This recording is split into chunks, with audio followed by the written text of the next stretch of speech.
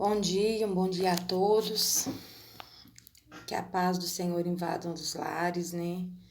Os lares que necessitam ser visitados, que Deus esteja visitando cada lar, cada pessoa que necessita, cada pessoa que precisa, que está procurando ao Senhor, aqueles que não estão procurando também, que o Senhor possa estar olhando por eles, porque muitas pessoas são cegas, estão cegas espiritualmente. Então, eu tô aqui mais uma vez com a palavra do Senhor, né? Vou ler um versículo, depois vou estar meditando sobre ele. Romanos, capítulo 11, versículo 34. Porque quem compreendeu o intento do Senhor, ou quem foi seu conselheiro? Porque dele, por ele e para ele são todas as coisas. Glória, pois a ele é eternamente. Amém. Então, né, irmãos, isso aqui chegou um tempo que Jesus não tinha conselheiro, só que muita gente tentava dar conselhos para ele, né? E Pedro foi um desses que tentou dar conselho para Deus. Se você ler lá em Mateus 16, 21, desde então começou Jesus a mostrar aos seus discípulos que convinha ir a Jerusalém e padecer muito dos anciãos e dos principais sacerdotes e dos escribas e ser morto e ressuscitar ao terceiro dia. Então Jesus já sabia que aquela era a sina dele, né? Que ele veio, Deus trouxe ele ao mundo para que sofresse, e ele ia sofrer uma morte muito violenta. Ele deixou isso em detalhes para os seus discípulos, né? Mas ele deixou claro também que ressuscitaria ao terceiro dia. Só que os seus discípulos, eles não atentaram no ressuscitar, eles atentaram só na morte. Tipo assim, eles falam, como assim? Como assim ser morto? Não existe isso, ser morto, chegar até aqui para morrer assim. E nem se deram conta do ressuscitar, né? Frisaram tanto na morte, né? E não entenderam o significado da morte de Jesus, porque eles chegaram tão longe, e aí Jesus vira e fala para eles que a morte o esperava, né? E Pedro, nessa hora, repreende o Senhor, repreende Jesus, falando que não, que isso era um erro, que ele não haveria de morrer. E Jesus, nesse momento, Jesus fala, se eu não me engano, no verso 23, deixa eu ver, ele, porém, voltando-se, disse a Pedro, que foi esse discípulo, para trás de mim, Satanás. Ou seja,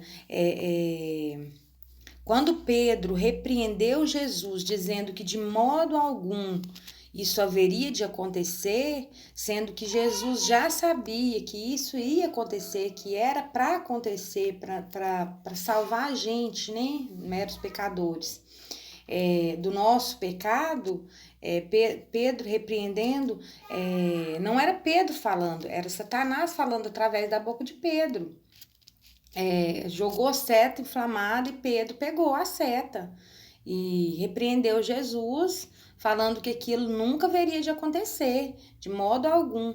E aí Jesus disse a Pedro, né, para trás de mim, Satanás, que me serve de escândalo, porque não compreendes as coisas que são de Deus, mas só as que são dos homens. Então, ou seja, ninguém compreende as coisas que são de Deus, senão Deus e o Filho, né? E o Filho dele. Nós, meros humanos, compreendemos coisas humanas, mas a gente não compreende os planos de Deus. E muitas das vezes a gente ora, né, irmãos?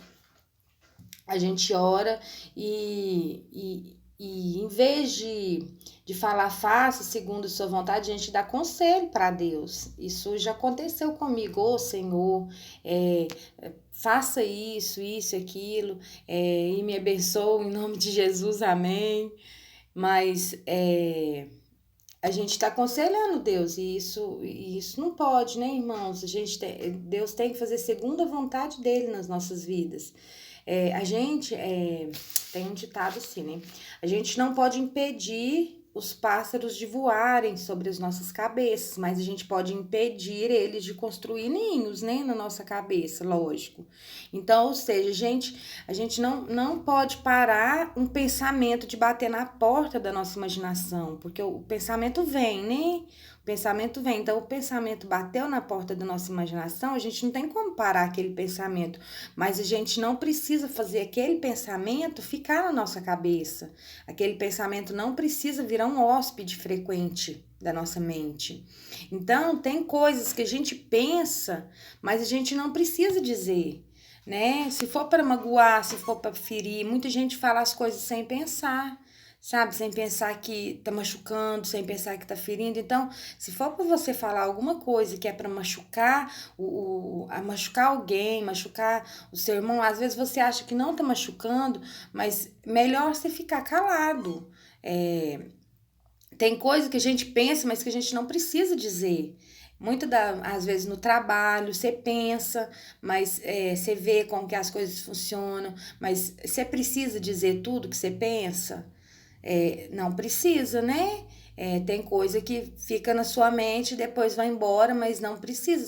Se for palavras para ferir as pessoas, mesmo que seja a sua verdade, não precisa dizer. Melhor seja que a gente fique calado, né? Porque o pecado, irmãos, o pecado ele não tá na carne, o pecado ele tá na língua.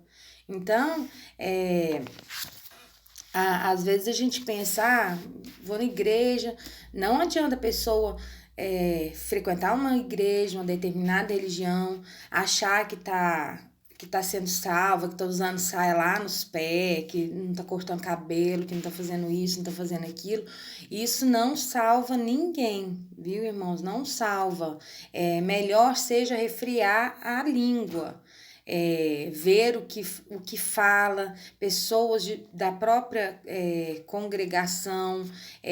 Por que vamos julgar o outro? Deixa Deus com o julgamento dele, não é verdade?